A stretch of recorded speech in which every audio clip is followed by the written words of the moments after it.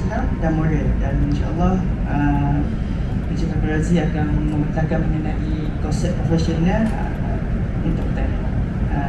Jadi saya mempersilakan Encik Abdul Razi untuk menyampaikan apa yang diberitahu.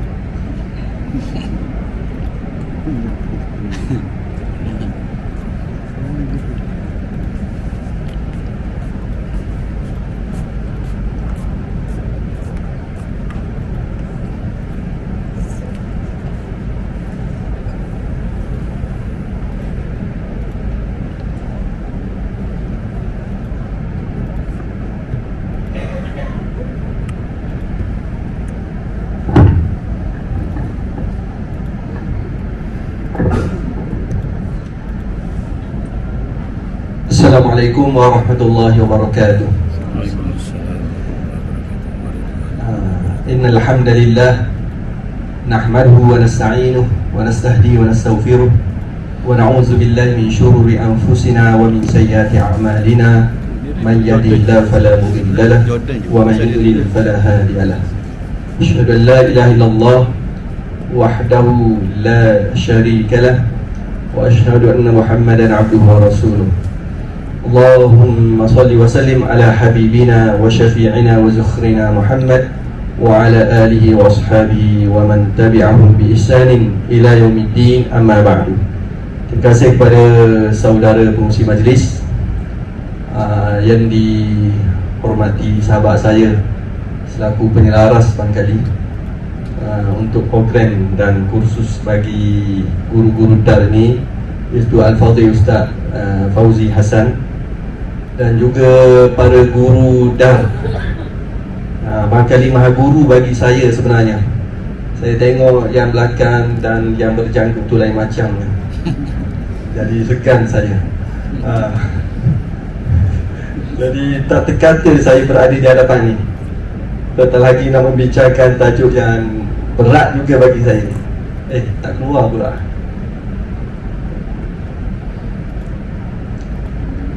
Okey. Dia kena sentiasa bawa keluar. Tak boleh juga.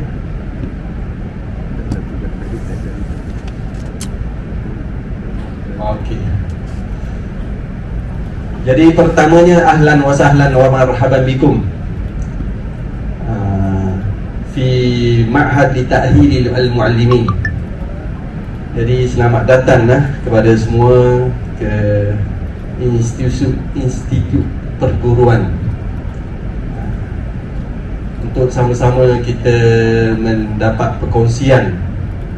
Dan pada petang ini bersama dengan saya insya-Allah selama 2 jam. Saya pun tak pasti mampu ke saya selama 2 jam sebab suara saya ni campur dengan sesama sikit. Dia ada khayshum sikit, jadi payah sikit nak bercakap panjang. Jadi mudah-mudahan dapat kita berkongsi sama. Dan jika ada perkara yang awak semua boleh kongsikan, sila. Kita di sini, terutamanya saya, bukan untuk mengajar, kerana yang ada di hadapan saya ni saya anggap lebih berpengalaman dan berpengetahuan daripada saya. Jadi mudah-mudahan sekadar perkongsian yang mana boleh kita renung bersama sejauh mana kita sebagai guru memahami profession kita, dan sejauh mana kita sebagai guru yang profesional. Ini kita sama-sama bermuhasabah. Tapi bukan nak mengajar, itu tidak sama sekali. Saya anggap antum alam minni. Jadi walaysa ladayya ilm li usyarik ma'akum. Jadi saya tak mempunyai apa-apa ilmu untuk kongsi. Dia pun rasa macam nervous lain macam je. Ni kena berjalan sikit pun barangkali nak hilang nervous ni. Sahabat kita yang depan dia tengok saya lain macam je ni. Dia tengok kata sambil Arab bitafsir ni. Dia dapat konsep tamyiz tu. Jadi mudah-mudahan. Jadi dalam ni saya dipahamkan pelbagai latar belakang. Maksudnya bukan guru agama saja, ada guru subjek lah, akademik. Mungkin bahasa Melayu ada, bahasa Inggeris ada, matematik ada. Cuma latar belakang saya pendidikan Islam lah. Pendidikan Islam. Untuk pendidikan ijazah, pendidikan sarjana saya dalam bidang pengurusan pendidikan. Jadi lain daripada yang sepatutnya. Jadi tak pakar lah maksudnya. Maksudnya kalau bidang pendidikan Islam tak pakar jugalah sebab master dah lain. Jadi bolehlah untuk kita sama-sama berkongsi. Okey, insyaAllah pada petang ni saya akan cuba berbicara berkaitan dengan konsep profesional dan profesionalisme, keguruan maksudnya dalam pendidikan ini. Okey, slide ni tak banyak, jangan takut, mungkin barangkali 12-13 jam tu.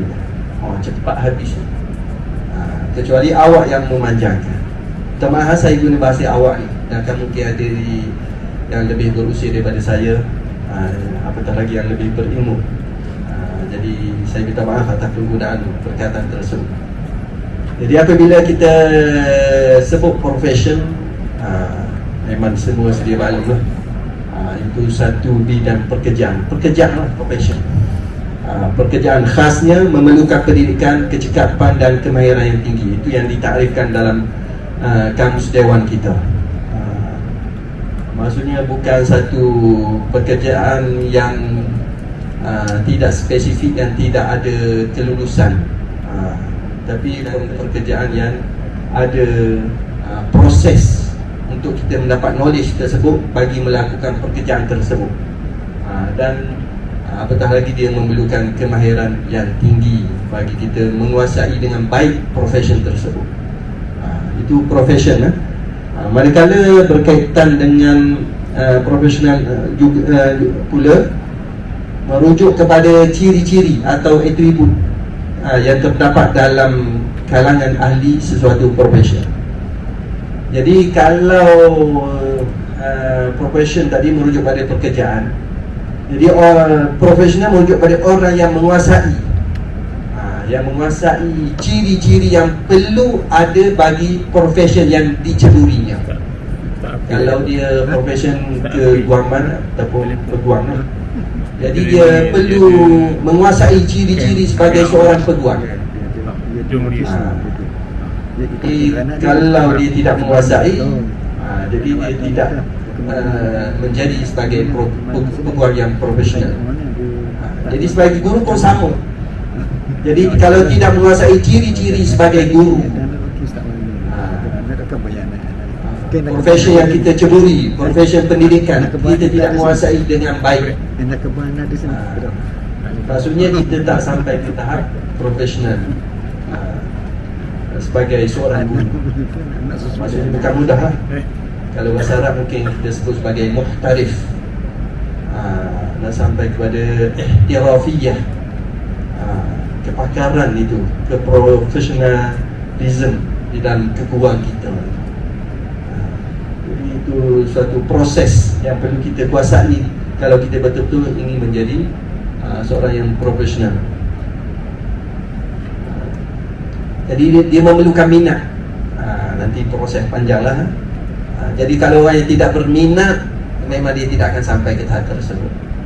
Asasnya minat mesti terlebih dahulu bagi seorang itu untuk menguasai profesionnya, sehingga dia sampai satu tahap dia sebagai seorang profesional di dalam profesion yang diceburi.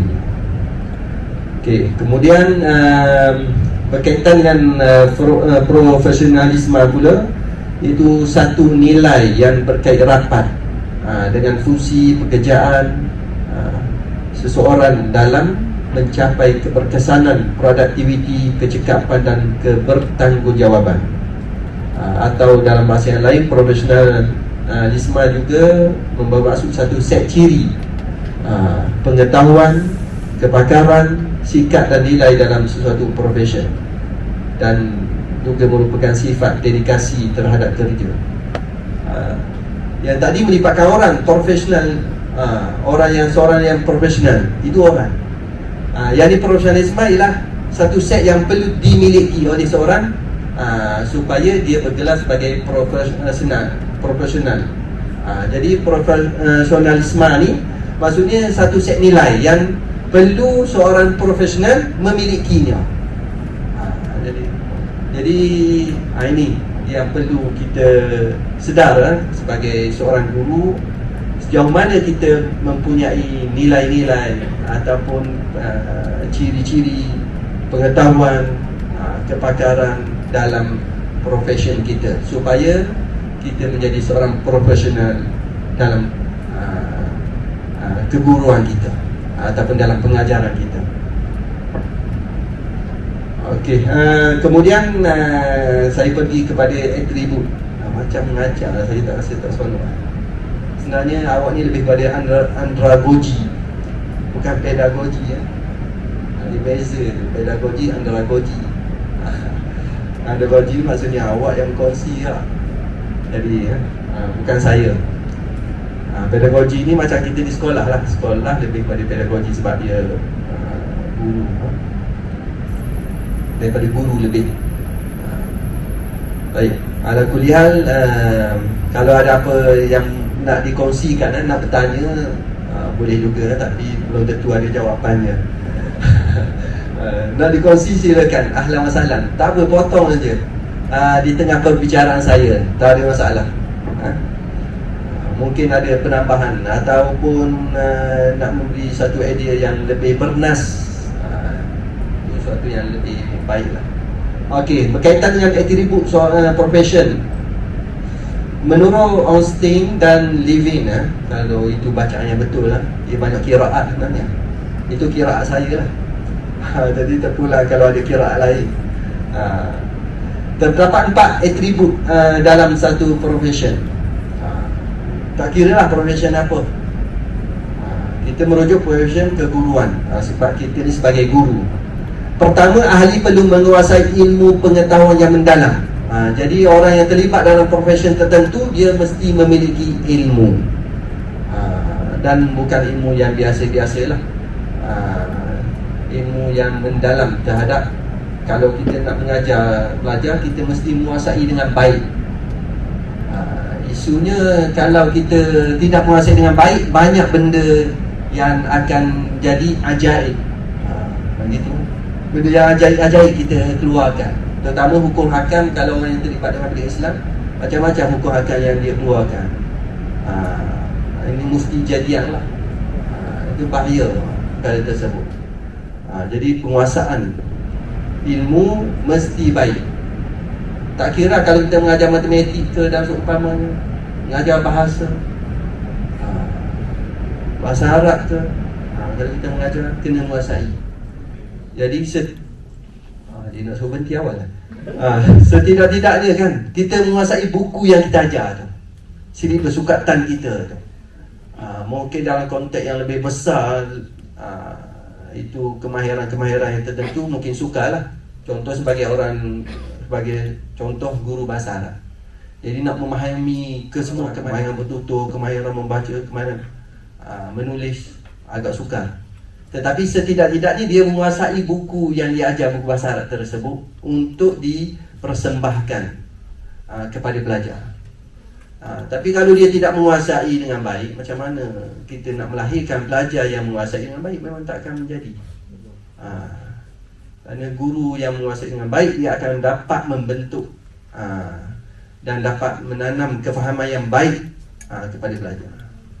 Saya ingat lagi teguran seorang guru saya. Dia tegur kepada sahabat saya, kamu ni kata, saya tak boleh harap mengajar anak-anak saya. Sesat menyesatkan. Luar biasa kata-kata dia, pedih tu. Dia almarhum dah, Dr. Yusnan, kalau orang kenal lah. Dia masih di UAE, Universiti Islam Antarabangsa. Dia tegur kawan saya, sebab tengok pengajaran dia, pergi observe, maksudnya pemantauan pengajaran, kemudian mendapati hati ini bagi ajaran sesat. Itu baru bahasa Arab tu, kalau hukum hakam tak tahulah macam mana. Dia tengok sesat menyesatkan, dia kata. Ini boleh berlaku sebab kita kena muhasabah lah. Itu tak apalah kenyataan tersebut. Cuma kita perlu muhasabah diri kita, sejauh mana kita menguasai konten tersebut, kandungan tersebut, untuk kita persembahkan. Boleh jadi apabila dia melihat, Masya Allah, kita gagal memahami sepatutnya yang perlu kita kuasai. Kalau yang jauh-jauh itu tak apa, kan? Tapi yang dekat dengan kita, yang kita akan berikan kepada belajar bersifat tahunan, harian, tahunan dan seumpamanya, dan tempoh yang panjang selagi mana sukatan tidak berubah. Jadi sebab itulah guru rupanya tutup depan bukan kata kena buka buku teks, tapi dia kena menguasai buku teks. Dan dia kena membaca buku teks. Dia tahu, dia dalam kepala dia kandungan tersebut. Jadi dia baca, dia tahu kandungan, dia melalui sukatan pelajaran, dan dia tahu apa yang perlu dia persembahkan. Jadi kalau selepas itu, kalau dia tak nak bawa buku teks, sudah pulang. Tapi ada guru yang bergantung pada buku teks, tidak membaca buku teks, tapi bergantung pada buku teks dan buka muka surat sekian-sekian. Gitu je keadaannya dengan pelajar. Buka muka surat sekian-sekian, baca. Tapi untuk penjelasan, penerangan yang baik, gagal pada satu aspek lah. Jadi ini yang kita kena perhatikan. Bukan semua, bukan di sini saya masukkan ini. Cuma ini berlaku perkara tersebut. Pengalaman saya, ada guru-guru yang mana di sebuah negeri, saya tak nak sebut, datang sebab saya ada buat ujian lisan untuk bahasa Arab. Datang mengambil ujian lisan, saya sebagai panel untuk ujian lisan. Bila kita dia mengajar anak-anak, bayangkan mengajar anak-anak bahasa Arab, tapi apabila untuk ambil ujian lisan untuk peringkat SPM, tidak boleh bertutur dengan baik. Itu satulah. Bertutur dengan baik pun bukan kita bincang percakapan yang tinggi-tinggi. Maksudnya perbualan biasa, kaif haluk, aina taskun, macam tu. Jadi itu satu. Kemudian sampai satu tahap kita nak bantu dia. Kalau macam tu, beginilah cikgu ataupun ustazah, sebutkan 10 patah perkataan bahasa Arab yang awak tahu. Sebut je lah mana-mana pun. Bayangkan, sampai kita nak bantu peringkat tersebut. Jadi itu pun tak tersebut juga 10 patah. Dia boleh sebut kitabun qalamun lah, itu dia. Ini maksudnya kita tidak menguasai dengan baik, tidak menjiwai. Kalau orang yang menjiwai, dia akan berusaha. Dia akan berusaha untuk mendapat perkara tersebut. Dia tidak akan merasa puas. Apabila kita mengajar, kita tak menguasai, kita tak akan rasa puas. Kita kena kuasai dulu. Baru setiap pelajar tanya, kita boleh memberi jawapan dengan baik kepada pelajar tersebut. Tapi kalau setiap kali pelajar tanya, kita tanya Cik Google, masalah. Terima kasih. Ini Google lah, masa mudah. Jangan jadi macam tu lah. InsyaAllah khairan. Bukan kita di sini, saya tak kata kat sini. Cuma kemestian kita menguasai itu. Jadi orang yang terlibat dengan profession tu, dia mesti menguasai profession tersebut, ilmu pengetahuan yang baik. Kalau tidak pakar sekalipun, dia menguasai dengan baik. Kemudian kecekapan dan kepakaran dalam bidang tertentu, adanya etika untuk mengawal tingkah laku ahli. Jadi profession mesti bersifat macam tu. Setiap pekerjaan, kalau yang tidak mempunyai etika, itu bukan profession yang bertauliah, yang tidak dianggap profession yang sebenar. Kemudian persetujuan diberi kepada suatu profession oleh masyarakat untuk beroperasi. Jadi masyarakat menerima dia sebagai satu profession. Apatah lagi guru ni, masyarakat menerima. Dan kemestian guru wujud dalam masyarakat. Hidup tak hidup Alright. Ini menurut pandangan Lieberman pula, iaitu seorang pendidik di Amerika Syarikat. Amerika juga, kenapa tak ada di, tak apalah kita mengambil Al-Hikmatu Dhalatul Mu'min. Jadi ambillah mana-mana jadi tak ada masalah. Okay, jadi menurut Lieberman, profession mempunyai ciri-ciri seperti: pertama, memberi perkhidmatan unik dan matlamat jelas untuk masyarakat dan negara.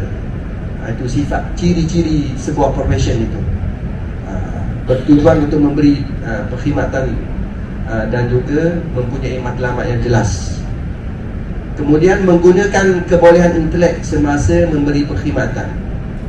Jadi kalau pekerjaan yang tidak perlu memerlukan ilmu, dia tidak dianggap satu profession lah. Seperti kita bekerja di kedai makan sahaja seumpamanya, ataupun sebagai pencuci ke pembersih. Jadi itu pekerjaan yang mulia, semua pekerjaan yang mulia, tetapi tidak dikategorikan sebagai profession. Dan orang yang pakar menyapu sekalipun tak anggap profesional. Oh, dia profesional dalam menyapu sampah. Tak ada. Dia tak sampai begitu sebab dia memerlukan pengetahuan, dia intelek, daya intelek yang baik bagi profesi yang diceburinya. Jadi orang yang profesional yang pernah mendapat latihan khusus dalam suatu bidang kemahiran. Jadi itu yang dianggap betul-betul profession dan profesional. Mesti dia melalui satu proses pembelajaran dan dia diberi tauliah dalam pelbagai bentuk lah. Kalau kementerian mesti mendapat tauliah itulah CJ perguruan. Kalau swasta mungkin dia ada cara yang lain, ataupun CJ kemahiran tertentu secara berkala macam kursus macam ni untuk meningkatkan kemahiran tersebut. Tapi tidak dapat tidak, lesen itu mesti. Utamanya bagi kementerian, kalau tak ada lesen, tak layak. Jadi guru GSCT, ada tu kan, GSCT, guru sandaran tak terlatih. Jadi itu dia tidak dianggap profesional. Walaupun mungkin dia GSCT itu dalam tempoh yang lama, ganti sampai 15 tahun ganti, tak akan dimasukkan dalam kategori profesional. Sebab dia tidak mendapat lesen lagi tak ada lesen kan? Walaupun dia pandu motor dengan baik, merepek apa semua, tapi tak ada lesen, dia anggap salah tu, dia tak diterima. Jadi ada pemandu yang profesional, kerana dia dilatih pemanduan yang betul dan dia mempunyai lesen lumba dan seumpamanya. Kan dia ada profession pemanduan lumba tu, kerana dia melalui kemahiran yang tinggi. Dia tidak semua orang dapat kemahiran tersebut, tapi dia dilatih dan diberi CJ. Jadi begitulah, perguruan ni dia ada proses.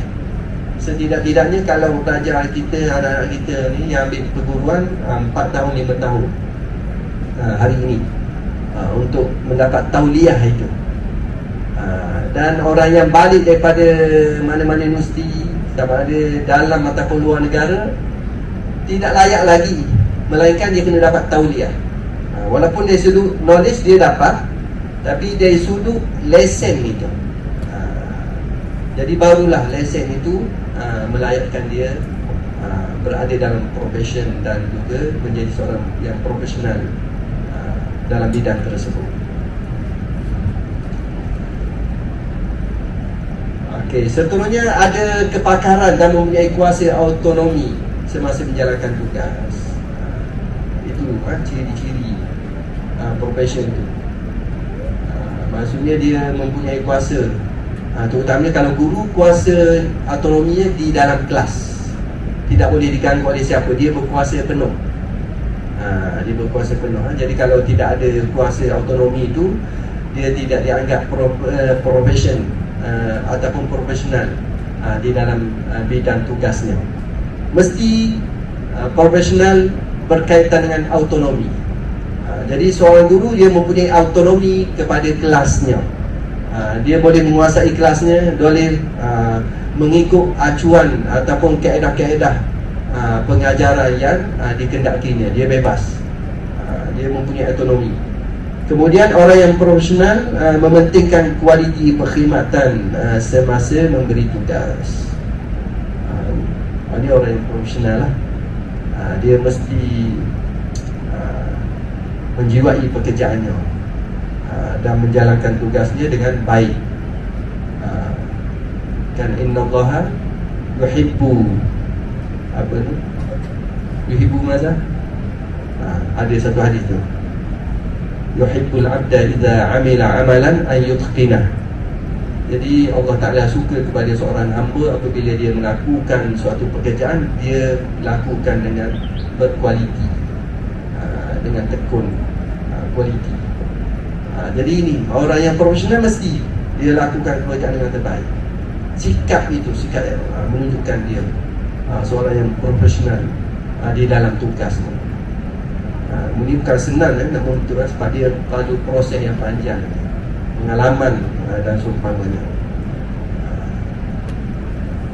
Jadi gabungan di antara ilmu dan pengalaman, baru seorang itu jadi betul-betul profesional di dalam bidangnya. Kalau ilmu saja tapi dari sudut sikap terhadap tugasnya tak profesional, tak menggambarkan dia seorang profesional. Jadi dia kena gabung, ilmu kena ada, pengalaman dia itu yang mematangkan. Jadi organisasi berkenaan berkuasa mengawal dan menentukan nilai tarun untuk pemasukan, mengawal mutu, perkhidmatan dan penyikiran ahli. Dan setiap profesion mematuhi kod etika yang ditentukan oleh organisasi profesion tersebut. Ini semua berkaitan dengan profesional. Ciri-ciri mesti ada organisasi dan ada peraturan etikanya. Etika keguruan mesti ada lah. Etika guaman, etika apa lagi kalau bidang-bidang yang lain, semua ada. Jadi kita ada keguruan, ada etika. Kalau jangan mengeluarkan etika keguruan, kod-kod dan seumpamanya. Kemudian kita ada surat perkeliling lagi, SPI, surat perkeliling ikhtisas. Nanti kita sama-sama boleh semak lah nanti. Surat perkeliling ikhtisas itu sebagai panduan kita untuk kita bergerak sebagai guru dan sebagai mana kompas lah. Jadi kalau kita tidak menggunakan, boleh jadi kita tersilap di dalam pengajaran dan di dalam kita menjalankan tugas sebagai guru. Jadi kita guna panduan tersebut. Sebagai contoh, murotan, kita tak boleh susah hati sebab kita ada surat tersebut. Dan kadar rotan yang dibenarkan pun ada. Dah boleh rotan, tapi rotan macam mana yang boleh kita menggunakan panduan tersebut, SPI itu. Jadi dijelaskan dengan lebih detail kod etika tersebut kita kena patuhi. Jadi etika banyaklah pokok etika, etika berpakaian dan seumpamanya.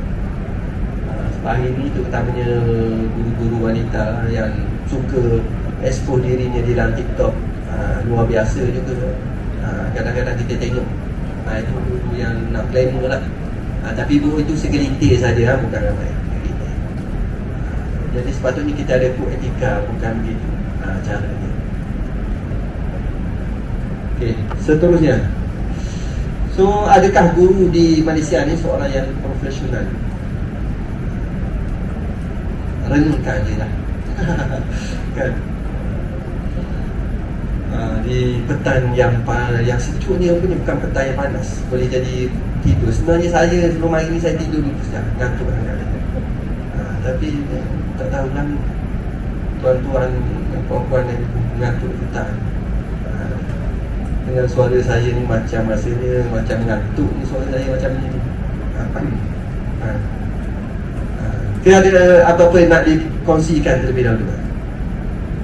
Kat sini saya dipahamkan satu negeri Terengganu kan, baik daripada Kemaman sampai ke Besut. Jauh tu kan. Berkampung di sini, tidur di sini.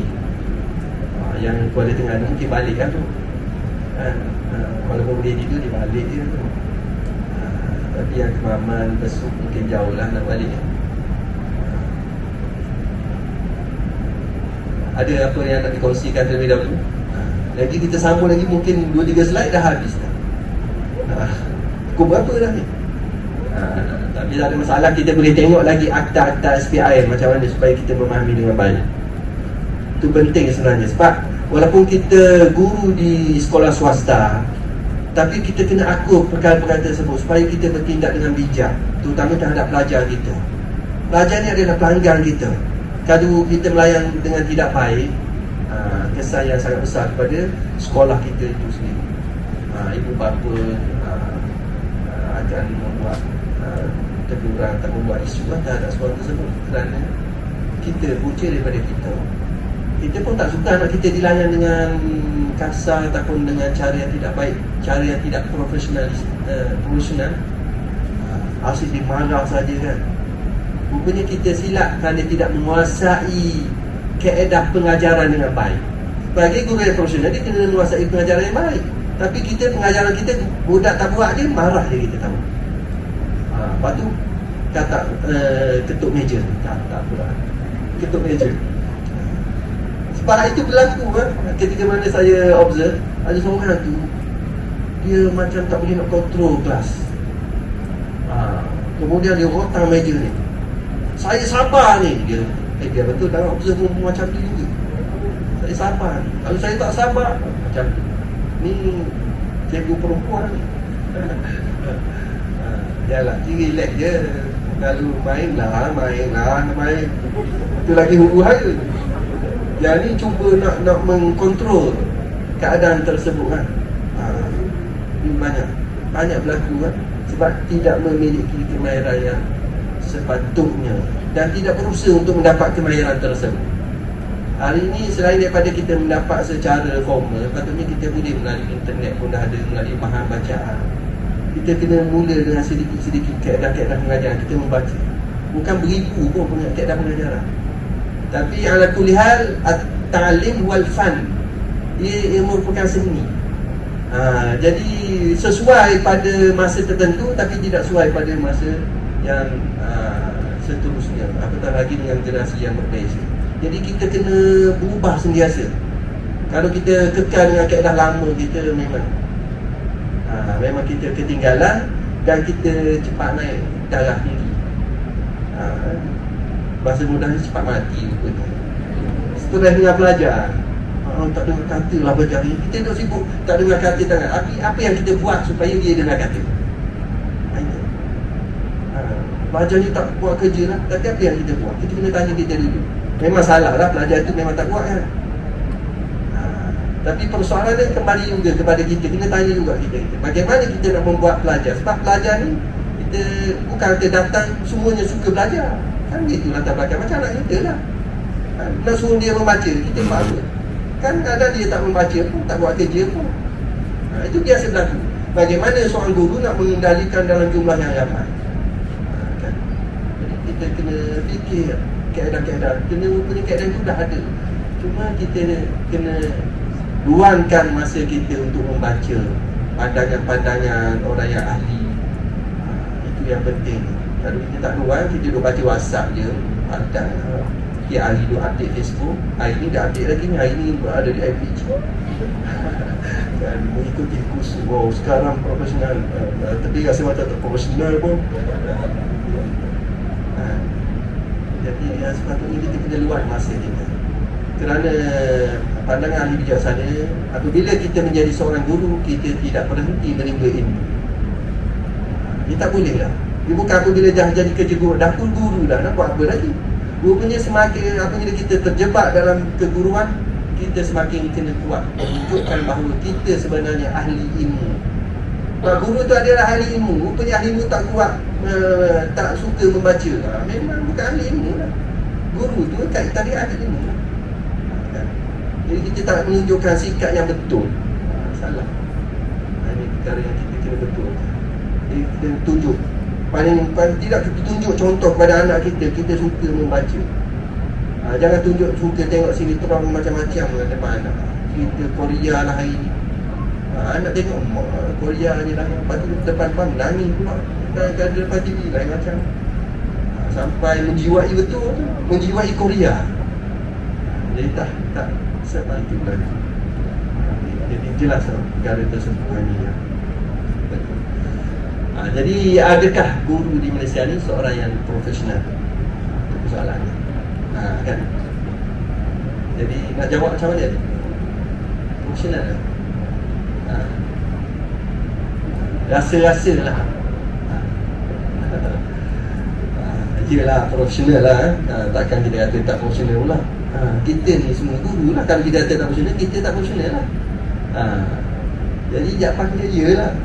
Sebab kita mempunyai kalau kementerian dia ada kesatuan guru lagi. Kita pun ada kesatuan lah. Kalau tidak, kita tidak membentuk kesatuan sesama kita, sesama guru-guru swasta, sehingga terbentuk madrasah dar lah, dipanggil. Dar tu ringkasan daripada apa tu? ke memang nama sekolah Dar? Semua sekolah ada Dar. Oh, jadi Dar itu. Contoh Darul Falah itu, Darussalam. Oh, Dar. Oh, jadi ada Dar kat depan. Dar tu maksud apa dalam syarat? Dar tu banyak mana? Lahu ma'anin kathira. Minha ghurfah. Bilik ghurfah dar itu. Fi dar ar-rajul. Dalam bilik itu ada seorang lelaki. Darul Islam wa darul kufur. Itu bermakna wilayah, negara. Itu konteks tersebut. Darul Akhirah dia juga. Okey, jadi di sini merujuk pada madrasah. Baik, autonomi, membuat keputusan dalam bilik darjah. Itu jelas kan? Jadi kita mempunyai autonomi. Cuma jangan kita silap guna pula. Bila kita autonomi, kita relax duduk kat depan. Okey, awak buat kerja masing-masing ya, cikgu ada kerja. Itu autonomi kita. Yang berlaku akhirnya kita malah masuk, malah mengajar. Kita ada kadang-kadang autonominya kita tak masuk kelas langsung. Ada juga. Itu biasa berlaku di sekolah kementerian berlaku. Tak nafilah. Kos Ustaz saya tak terlibat lah. Tapi nak beritahu, sekolah kementerian berlaku perkara tersebut. Tak nak masuk kelas sebab autonomi kan, jadual dia. Sepatutnya autonomi dia dalam mengurus kelas tersebut, bilik darjah. Dia boleh membuat aktiviti yang menarik. Bukan autonomi tak masuk kelas. Aku berkuasa kan, bukan begitu. Tapi dia mempunyai kuasa penuh bagaimana dia nak membentuk pelajar tersebut, menyalurkan ilmu dengan pendekatan yang dia cadangkan ataupun dia kendaki. Jadi itu autonomi yang dikendaki. Bukan autonomi apabila buat ajaran kelas, tak apalah, pendekatan baca secara senyap. Jangan buat bising je, baca diam-diam. Itu dia pendekatannya, autonomi. Jadi itu kita tidak menyalurkan ilmu yang sebetulnya lah kepada pelajar. Kemudian ialah guru di Malaysia ni seorang profesional kerana dia menerima latihan, ada tauliah, ada sijil keguruan. Kemudian mesti mendapat proses pembelajaran. Jadi dia seorang yang berpengetahuan dalam bidang yang diajar. Kemudian kita ada kod etika keguruan lagi. Ini tak perlu kebanyakan lah.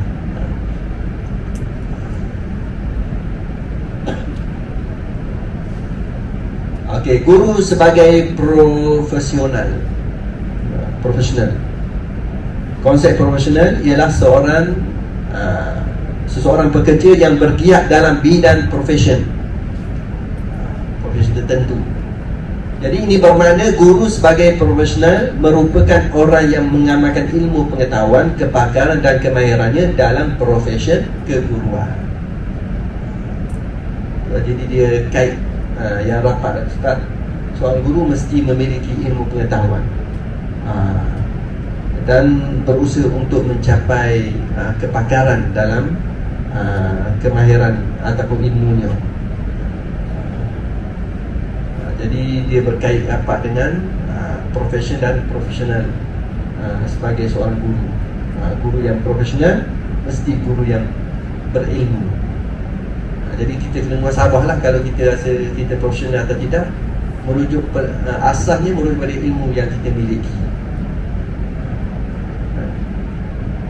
Jadi kalau kita tidak menguasai dengan baik, jadi kita bermula hari ini kita kena ada jalan untuk merubah keadaan diri kita, supaya kita dapat ilmu itu dengan dikuasai dengan baik dan dapat menyalur ilmu itu dengan baik.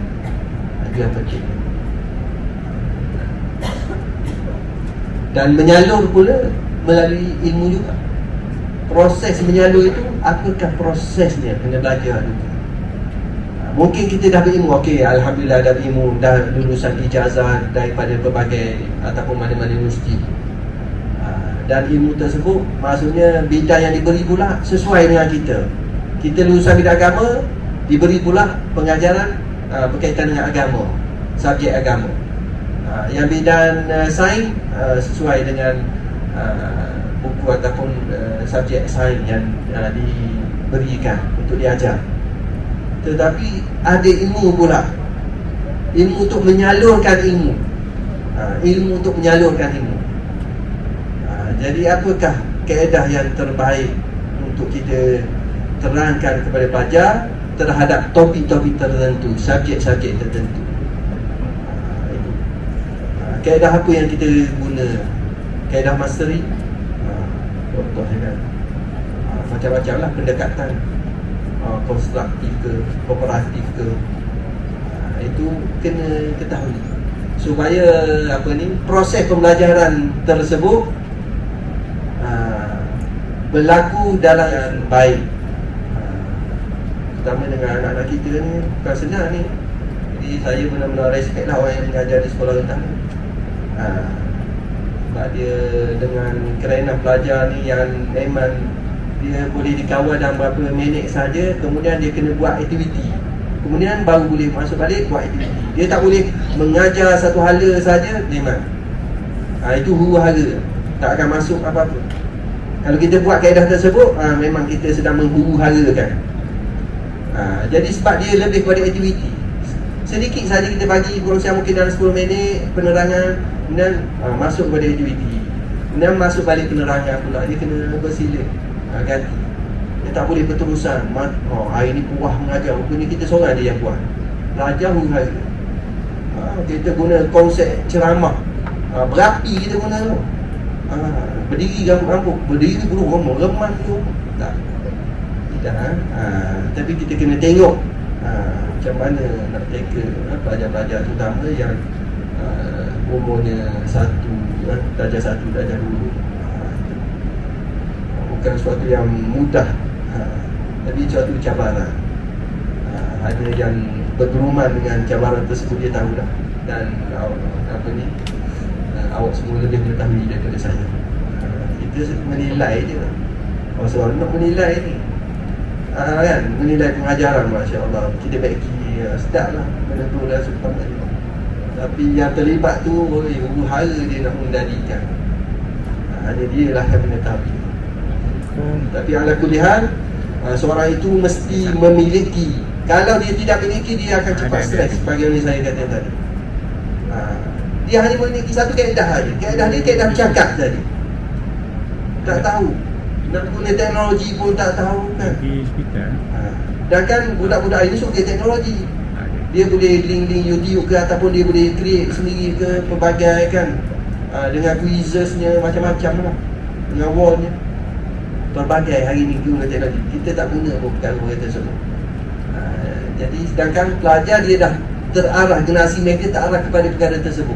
Kita tidak mengambil kesempatan benda yang dia minat untuk kebaikannya. Jadi dia tengok pengajaran kita kaku. Jadi ini perkara yang sama-sama lah. Saya dengan awak tak ada masalah sebab andragogi, bukan pedagogi. Pedagogi tu lain. Andragogi ni lah pengajaran untuk orang dewasa. Orang dewasa ni kalau nak tidur, kita bercakap je lah, saya lecture je lah. Tak perlulah melompat ke sana sini. Belajar boleh melompat ke sana sini. Tapi aktiviti berkumpulan boleh lah. Cuma hari ni tak sesuai pun. Itu sebab kita singkat je masa. Okay, jadi itu. Kemudian pengetahuan yang perlu dikuasai oleh guru. Ini jelas ni. Isi kandungan mata pelajaran. Nak jadi orang profesional, guru yang profesional mesti menguasai isi kandungan mata pelajaran. Kalau di swasta tu dia ada tak sukatan tahunan, RPT, rancangan pengajaran tahunan, ada. Alhamdulillah. Kemudian harian jelas tu kan. Jadi RPT tu perlu dibaca, dibaca dengan baik, dikuasai. Dan kalau biasanya ada sesuai RPT dibuat cadangan aktiviti. Ada cadangan aktiviti tu bagus sebenarnya. Cuma oleh kerana kita rasa kita lebih bagus, jadi kita tinggalkan aktiviti yang dicadangkan. Kita guna kaedah kita juga. Jadi ada setengah lah, bukan semua lah. RPT tu ada RPT yang baik, yang berkualiti, maksudnya yang buat tu dia benar-benar berusaha. Inilah aktiviti yang sesuai. Bukan ada satu-satunya aktiviti yang sesuai bagi satu topik tersebut, tapi dicadangkan. Jadi kita boleh ambil pengalaman melalui aktiviti tersebut, kita boleh uji kepada pelajar kita RPT menguasai dengan baik. Di SKP tak adalah, ada orang sama. Di SKP kemudian kurikulum kebangsaan sama, alhamdulillah semua. Akademik benda sama, cuma tambahan subjek agama je lah. Jadi akademik tu termasuk bahasa Arab dengan Islam. Bahasa Arab dah lagi tinggi silibusnya lah. Dah, maksudnya qawaid nahwiyah dah ada lah. Nahwu dah ada. Okey, jelas menguasai dengan baik. Buku teks dibaca. Saya penilai buku teks, maksudnya penyemak buku teks lah. Baru balik bulan setelah baru ni berkampung selama seminggu. Semak buku teks STAN untuk yang baru ni. Jadi kena baca daripada awal sampai habis, cari kesalahan sebelum diterbitkan buku teks tersebut. Jadi kalau tidak, saya pun malas juga nak baca tau. Jadi kena baca buku ni. Jadi itulah ceritanya. Maksudnya kita kena menguasai. Dan waktu saya di sekolah dulu, saya tak bawa buku teks di kelas. Itu pengalaman saya. Dan ini bukan satu kesalahan. Dengan syarat kita menguasai apa yang perlu kita sampaikan kepada pelajar. Pelajar dah ada buku teks tu. Dan saya tak suka pelajar buka buku teks. Tak guna buku teks. Maksudnya buku teks kadang tak guna. Kita salurkan daripada kita sama ada melalui laptopnya dan seumpamanya lah. Kita buat bahan kita untuk belajar. Jadi buku teks tu suruh pelajar baca sendiri. Hampir rasa macam sejarah perkhidmatan saya, buku teks tu macam tak terbuka begitu. Soalan begitulah. Belak-belak sikit-sikit ada lah, tapi bukan sebagai bahan utama. Sebab kita sediakan bahan, kita bincang bahan tersebut. Tapi ini bukan kaedah yang patut dicontohi. Bukan saya kata kena contohi kaedah saya. Yang guna buku teks silakan, tak ada masalah. Cuma perlu mengetahui guna buku teks dengan betul. Coding-coding dia kena tahu dalam buku teks tersebut itu. Cadangan-cadangan tu. Dan di awal buku teks tu kita kena tahu tu hasil pembelajaran yang dikenaki bagi topik tersebut. Kita baca yang dulu. Itu perkara yang perlu dicapai, dan itulah yang akan dibuat soalan berdasarkan hasil pembelajaran tersebut. Kita akan tengok pada buku teks tersebut. Jadi kalau kita nak ajar yang lebih-lebih, silakanlah. Tapi pelajar mesti menguasai apa yang dicatat itu. Pelajar perlu menguasai sekian-sekian yang disenaraikan tu. Pelajar perlu mengetahui. Itu hak mereka.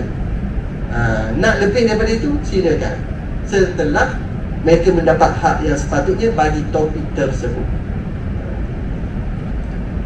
Kemudian ini pedagogi asal lah, yang tadi berkaitan dengan perusahaan bilik darjah tu. Pengetahuan kurikulum, sukatan pelajaran, buku teks, panduan pelajaran, bahan pembelajaran, pedagogical content knowledge, pengetahuan mata pelajaran dan pedagogi pengajaran. Ini semua kena proses pembelajaran lah, dan praktis terhadap apa yang dipelajari. Rasanya ada didedahkan dengan pedagogi kan sebelum ni, ataupun pengetahuan tentang pentadbiran sekolah. Ini guru yang profesional tu, dia tahu tentang pentadbiran sekolah. Boleh jadi sampai itu masa dia termasuk barisan pentadbir budaya sekolah tersebut. Saya ada seorang kawan Arab tu, saya tengok sekolah dia huru-hara biasa. Saya mau jumpa dia minggu lepas. Dia cerita pengalaman huru-haranya. Sial dia. Saya tak tahu yang mana salah pun, saya tak tahu. Saya tak. Cuma saya layan lah kongsian dia. Dia baru membuang guru besar dia. Dia memiliki guru besar, dia buang guru besar. Tuan dia sebagai inilah lembaga ataupun pemilik sekolah tersebut. Tapi oleh kerana dia clash dengan guru besar tersebut, Sampai satu tahap dia buang guru besar dan beberapa orang guru mengikuti jejak langkah guru besar tersebut. Bayangkan itulah. Di sekolah swasta dalam mungkin guru tak ramai, mungkin dalam 7 orang gitu, hilang 4 orang, tinggal 3 orang. Kemudian top up guru baru pula. Berlaku banyak kali lah, bukan sekali dua. Saya tak ambil ada silap ni. Saya nak kata dia silap pun sekarang pun tak ada, kita kawan dia. Cuma kita layan dia mengadu biasa. Mungkin masalah budaya itu. Yang tegur tu orang Melayu tu kata tak sesuai ni, ada jangan bawa budaya Mesir ke Malaysia. Lepas tu dia jawab, apa awak tahu budaya Malaysia? Awak baru balik daripada Mesir, saya dah lama kat sini. Jadi itu mungkin ada komunikasi yang ada penhalang dalam komunikasi antara guru dengan saya tak tahu yang mana salah, saya tak kata. Boleh jadi memang dia menguasai budaya betul, cuma yang baru balik ni dia nak kerja relax-relax boleh jadi juga. Tapi huru-hara lah. Kesannya baru ni pelajar keluar dengan jumlah yang ramai, 40 orang keluar. Bayangkan ramai tu. Kerana guru besar itu keluar. Ni bukan cerita di Terengganu saja, takut Terengganu bagus terbaik semua, Terengganu ini cerita di negeri luar, bukan negara lain, negeri luar. Jadi 40 orang, mak ayah ambil anak-anak masing-masing. Kita akan berlaku perkara yang sama kalau kita hantar anak kita, kemudian kita mendapati sekolah tersebut tidak serius di dalam pendidikan. Memang kita akan tengok perkembangan tersebut. Saya sebagai guru sendiri pun kita akan tengok perkembangan anak kita ni. Macam anak-anak balik bercerita, guru tak masuk kelas, guru tak masuk kelas. Dah kita dengar macam mana guru tak masuk kelas kan? Jadi itu benda itu berlaku. Kalau sekolah yang kita bayar lah, sebab anak saya hantar sekolah swasta juga. Jadi apabila kita hantar, kita tengok perkembangan di situ. Kita tak boleh pun sekolah tu, kita tak pergi berlawan. Saya tak pernah buat perkara tersebut. Cuma kita guna cara selalu yang baik lah. Kalau kita rasa benda itu tak betul, kita pindah lah. Itu ajarannya. Kecuali kalau anak kita memang salah, kita teruskan lagi lah. Tengok. Jadi kita tengok perkara tersebut. Biasa seorang ibu ataupun seorang ayah yang akan diceritakan oleh anak-anaknya apa yang berlaku di sekolah, ataupun kita bertanya anak-anak kita, hari ni belajar apa, hari ni tak belajar apa pun kan. Ada balik tak belajar apa. Ya Allah, buat apa ni? Itu biasa berlaku. Saya dengar terutama ni ada di sekolah negeri itu, balik je tak belajar apa-apa. Macam mana ni? Banyak kali berlaku. Ini sama-sama kita muhasabah lah. Sebab dalam mendidik ni dia kesan kepada anak kita juga. Kalau kita tak serius ni, orang lain Allah Ta'ala boleh hadirkan orang yang tidak serius mengajar anak kita. Jadi kita tak nak perkara tersebut berlaku kepada kita. Tapi tak semestinya itu ketentuan Allah Ta'ala. Boleh jadi kita serius, orang lain serius mengajar anak kita, kita relax. Kemudian pengetahuan tadi pentadbiran sekolah apa semua. Dan minat pentadbiran tu bolehlah berusaha. Dia melihat ada sedikit kelompangan di dalam pengurusan, maka dia boleh menampung kelompangan tersebut. Jadi pentadbiran ni penting sebenarnya.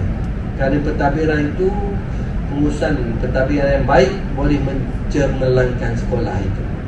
Jadi kalau pentadbiran yang lemah, boleh menyebabkan sekolah itu meruntuh prestasinya dan memberi kesan yang tidak baik kepada kualiti pendidikan dan anak yang didik tersebut. Jadi orang yang minat terhadap pentadbiran tu memang dia patut berusaha untuk membaiki keadaan ini. Kemudian pengetahuan tentang tujuan, nilai, falsafah dan sejarah pendidikan. Ini jelaslah. Okey, kita sikit lagi nak habis kan? Rasanya macam ni slide terakhir dah. Kali dah. Lepas ni kita bincang-bincang lah. Kita tengok akta pula sebab. Okay, jadi seorang guru yang profesional seharusnya mampu memberikan perkhidmatan yang berkualiti kepada pelanggannya.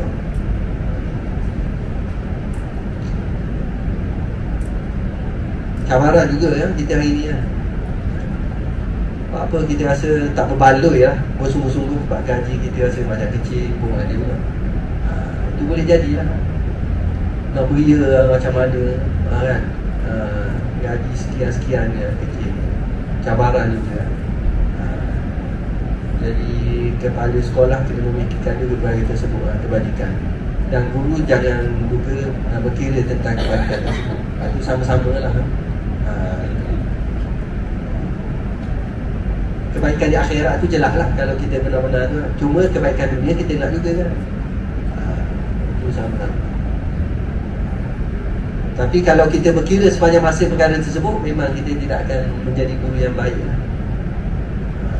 Sebab kita melihat kan sesuatu benda baru kita berusaha,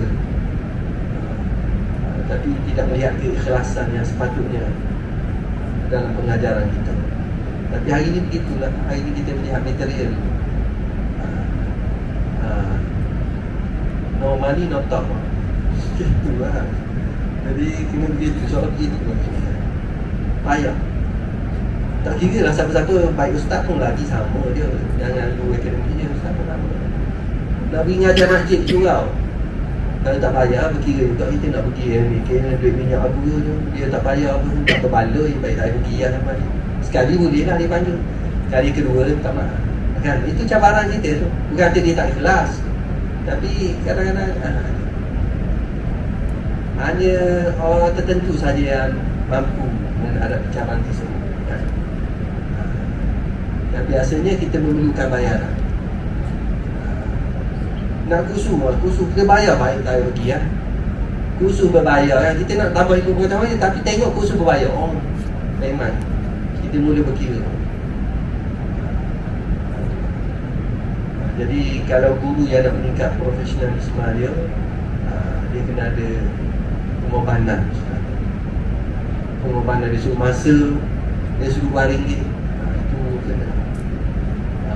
Jadi dia kena kurangkan sikap berkira-kira. Itu memang, itu pengorbanan yang luar biasa. Jadi kalau dia nak ahli, nak jadi hebat di dalam pengajaran dia, dia tengok kursus, dia tu pergi untuk bidang dia. Bayar tak bayar, dia bayar. Kalau dia mampu lah, kalau luar kemampuan dia tak apalah. Tapi dia masih dalam kerangka, dan dia tengok ekonomi dia masih mampu. Masih mampu. Maka patutnya dia ambil kesempatan tersebut. Jadi kalau saya di sekolah dulu, kalau tengok kursus-kursus memang saya suka lah. Sebab saya suka meninggalkan sekolah. Walaupun berbayar saya pergi. Sebab suka meninggalkan sekolah tu ada. Jadi tengok, kursus seminggu, ya Allah, dia jumpa pengetuan, boleh tak saya nak tengok kursus? Okey, dapatkan surat. Surat dapat, boleh pergi. Bayar walaupun 300 je lah. Itu banyak banyak kursus tentang bahasa Arab lah. Sebab kita tahu kita tak terror bahasa Arab. Jadi macam mana nak terror bahasa Arab? Perlu pada kursus-kursus. Jadi dalam setahun tu memang banyak hari dah saya keluar. Bukan sehari dua, bukan seminggu dua lah. Maksudnya ada je kursus kita cari. Yang tak berbayar tu jelas lah kan, banyak lah. Yang berbayar pun sebab untuk meningkatkan. Di samping meninggalkan sekolah sekali, itu kena jujur juga ya tu. Ya, sebab apabila kita meninggalkan sekolah, maksudnya kita mencari udara baru supaya kita kembali ke sekolah dan keadaan bersemangat. Tapi kalau kita tepu di sekolah sepanjang masa macam ni, perlu kursus macam ni lah. Kita dapat jumpa kawan-kawan kita. Jadi okey, dia cas bateri tu. Dan itu dia kena perlu kepada perkara tersebut. Macam Imam Malik, dia berasa siapa, dia akan melihat pada guru dia, keluar cari guru dia. Dia cas seminggu dia akan melihat guru dia. Kekuatan tu dapat seminggu. Kita perlu pada tersebut, dia kena keluar kan? Jadi Nabi pun dibawa Isra Mi'raj kan, di tasliyah, untuk menghiburkan hati bagi dia Rasulullah. Jadi kena keluar. Jadi jangan, kita kena cari jalan keluar juga lah. Kalau kita tak boleh keluar, kena cari jalan keluar. Cari jalan kursus ni, boleh tak attend kursus ni? Sila-sila sekolah bayar, okey bagus. Tak apa, sekolah tanggung. Okey. Itu yang kita harapkan. Lagi bagus lah. Okay, jadi ni ya. Jadi guru profesionalisme dia kena berusaha ke arah tersebut. Jadi seorang guru yang profesional seharusnya mampu memberikan perkhidmatan yang berkualiti. Baru kita dapat menyalurkan ilmu dengan lebih baik dan dapat menjalankan perkhidmatan kita dengan lebih baik. Kita bertindak secara profesional di dalam perkhidmatan kita, di dalam kita hubungan kita dengan pentadbir secara profesional, hubungan kita dengan guru secara profesional. Jadi itu hubungan kita dengan pelajar pun secara profesional. Jadi kita nak perkara tersebut berlaku pada diri kita. Kalau tidak, kita rasa tak selesa berada di dalam suasana iklim sekolah tersebut.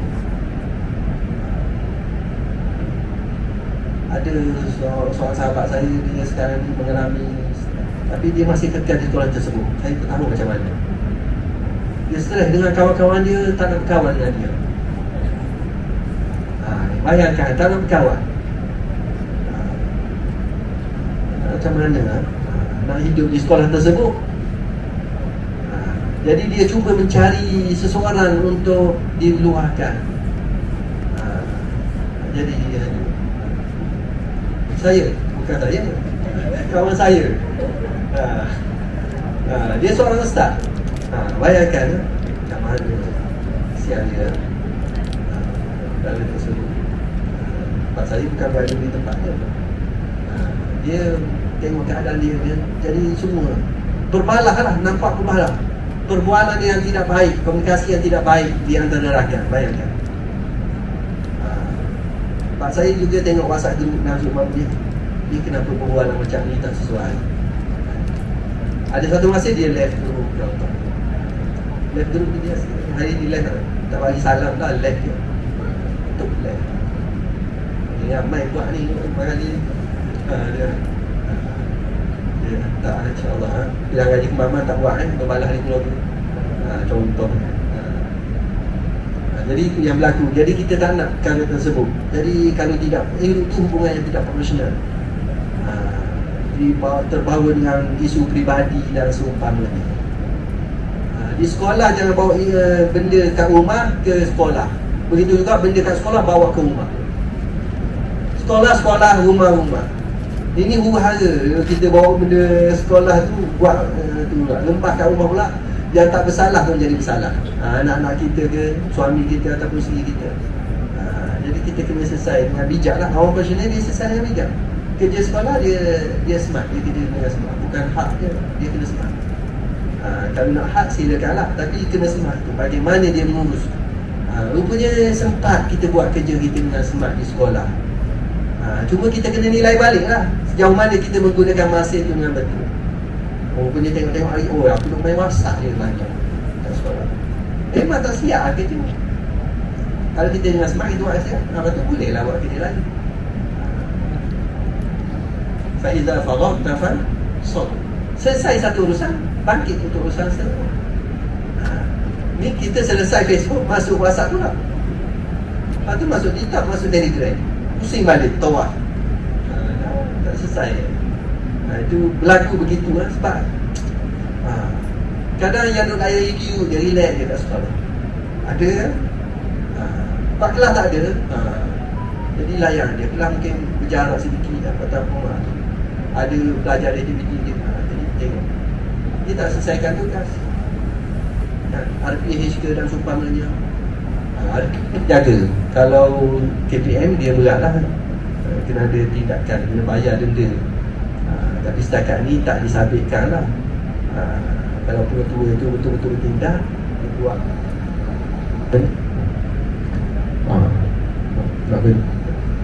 Putus-putus suara.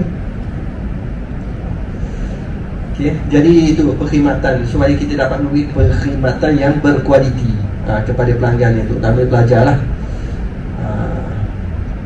Ni John apa ni? McDowalo ke McFly. Tadi tu ada makanan McFly. Ada satu yang tahu McFly sini? Itu orang kalau belajar di Indonesia, dia ada kedai nasi goreng, nasi ayam yang murah. Itu legend lah, orang panggil McFly. Mak lalak banyak. Lalak banyak tu bagi McFly. Mac tu yang makcik tu jual Fly, jadi McFly tu. Jadi lekat McFly. Jadi murah makan kat dia. Jadi boleh tu kat belakang tu, kat pantai tu. Ni masjid ngapan telipuk depan sikit dia. Ada McFly. Dia memang orang kuat pas daripada dulu. Mungkin darah dia kalau terkena pisau hijau keluar. Masa zaman saya belajar dulu, ceramah pah je, pompang-pompang. Dia pasang dulu zaman filem tu, kaset dah tu. Mari makan dia ceramah, pompang-pompang tu. Ceramah tunggu macam-macam. Dan hari ni taklah yang pasal ceramah lah. Cuma gambar poster tu masih ada, gambar tu dan semua.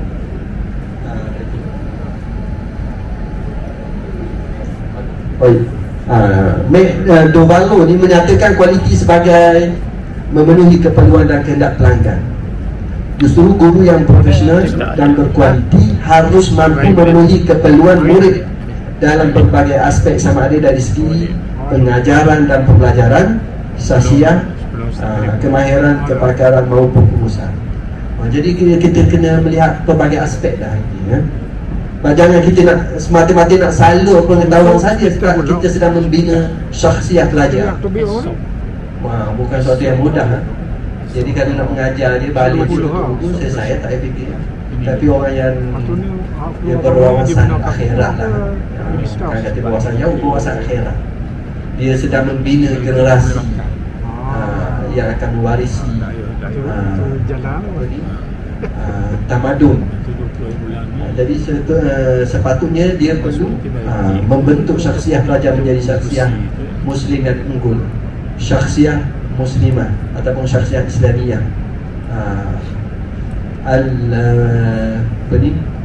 marshudah. Jadi dia berhasrat ataupun berusaha ke arah tersebut. Jadi ini kepakaran, dia membina syakhsiah. Bukan senang. Ini sebab kita masuk ke sekolah ini, tanya budak sekolah, terutama sekolah kebangsaan baru ni pelajar saya hantar video lah, video praktikal pengajaran. Saya suruh buat pengajaran sebab dia berada di luar kawasan. Dia rakam pengajaran dia, kita nak nilai.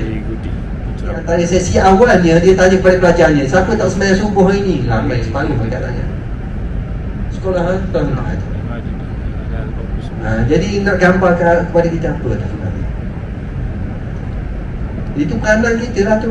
Mungkin di rumah tidak berfungsi peranan tersebut. Mak ayah tak kisah pun. Boleh jadi. Tapi dah mak ayah tak kisah, apa yang tak kisah. Jangan. Inilah peluang kita untuk membentuk keadaan tersebut yang akan memberi sahan yang berterusan.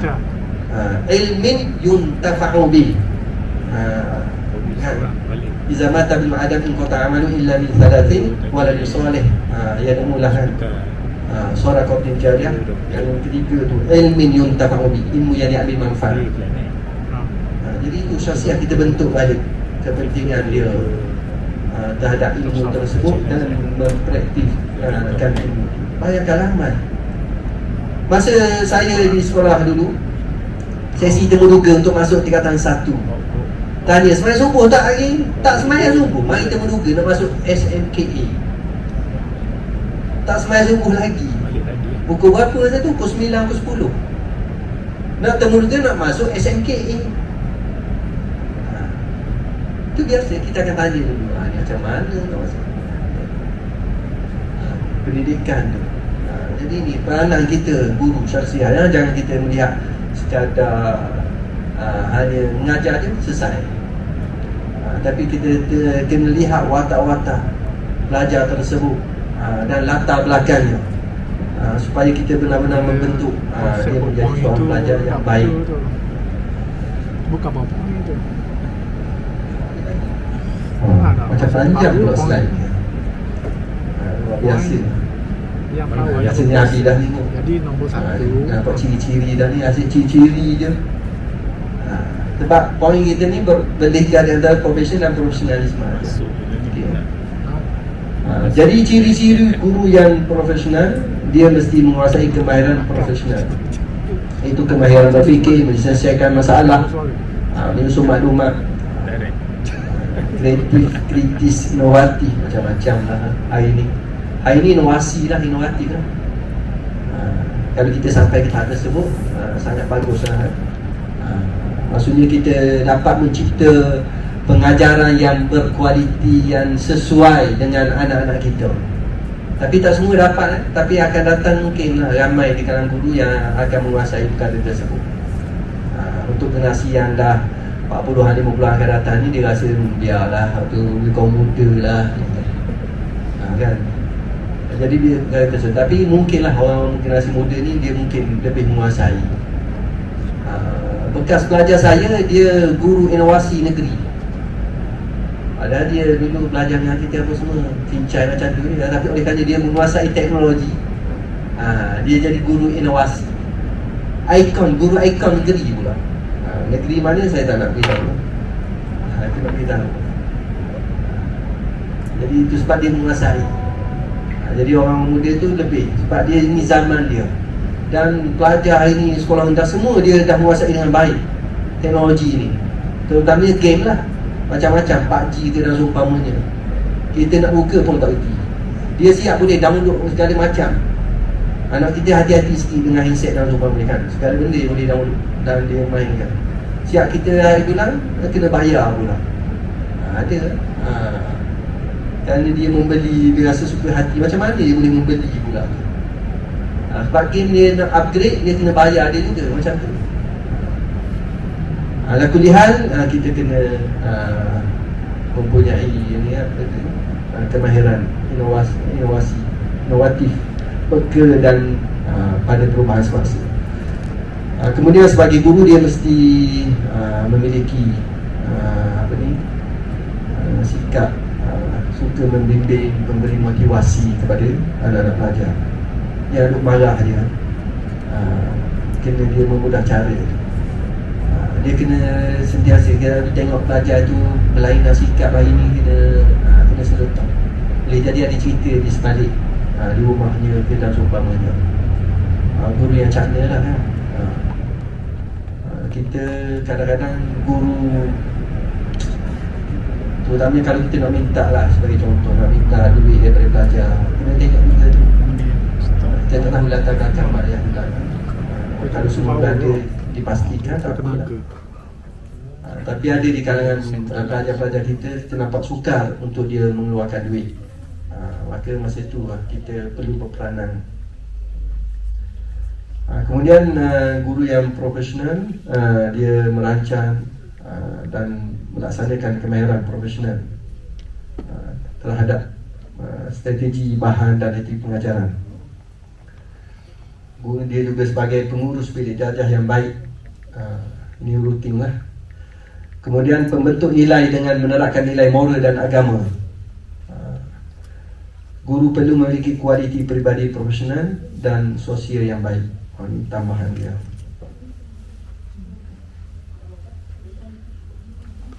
Okey lagi.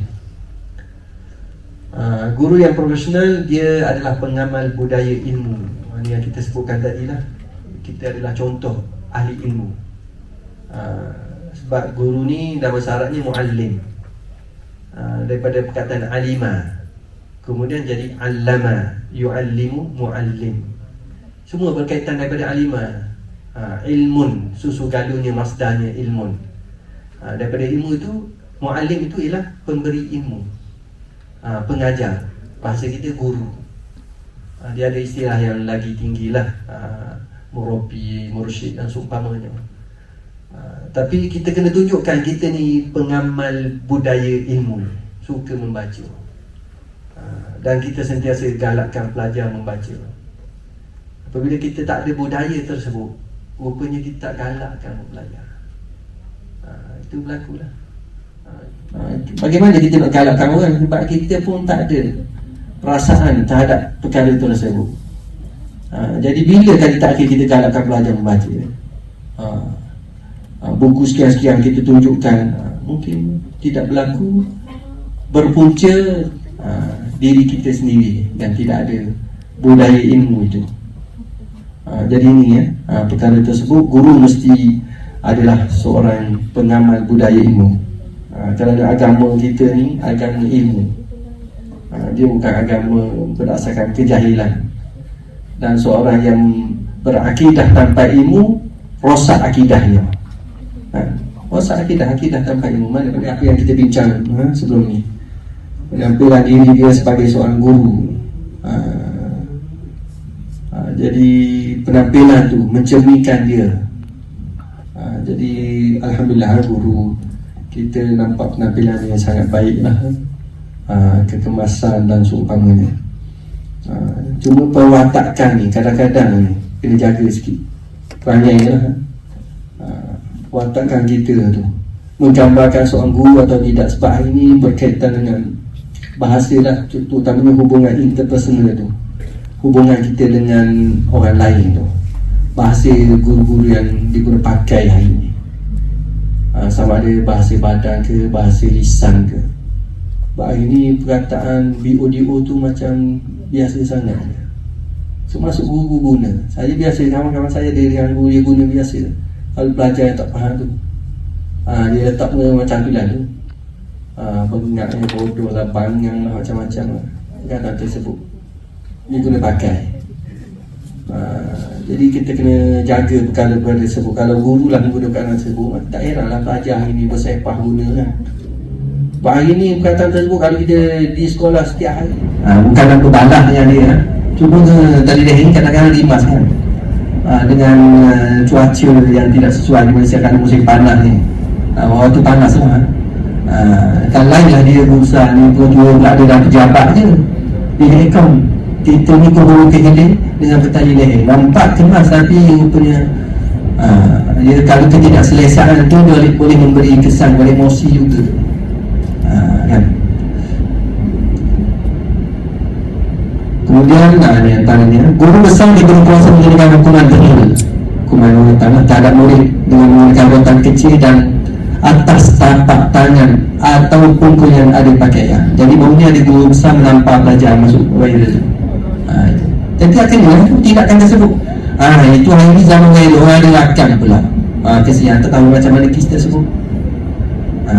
Itu berlaku di negeri Terengganu kita ni. Ceritanya tu. Jangan pula balik Google pula. Ini keselamatan mesti ada. Guru besar mesti mengambil tindakan tertentu.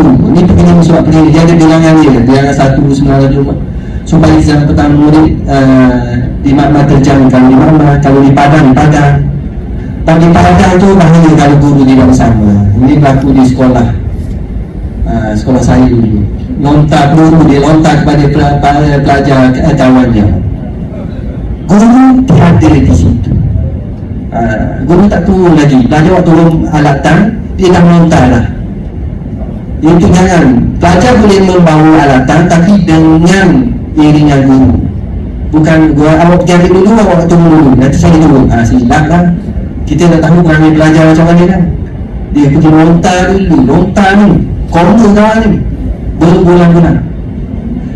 Perempuan berderet-deret datang tunjuk ibu bapa tersebut untuk buat saman. Tapi ibu bapa tersebut sebenarnya luar biasa, dia tak nak saman. Kalau dia saman nak duit tu sekejap memang bulan dia. Tuan guru hari sekolah sekejap. Tak tidur, guru yang tu guru sukan tu tak tidur, seminggu tak boleh nak tidur lagi. Nak kena sediakan laporan, pelbagai jadi laporan kena sediakan kan? Itu kan, jadi kita pun berlaku itulah. Kalau di swasta tu, kalau berlaku kis-kis kan? Hari ni kita tengok, ya Allah, luar biasanya pelajar membuli dirakan pula kan? Dia berasal sama-sama dia tu. Orang kata soal di mana guru kat situ, kalau model di mana model, macam-macam. Perkara tersebut tu kena pada kita juga, walaupun kesalahan tu kan. Dia macam-macam lagi surat ni, kita tengok lagi.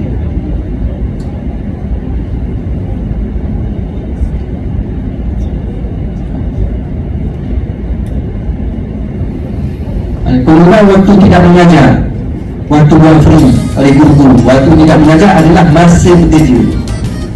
Luar biasa tuan.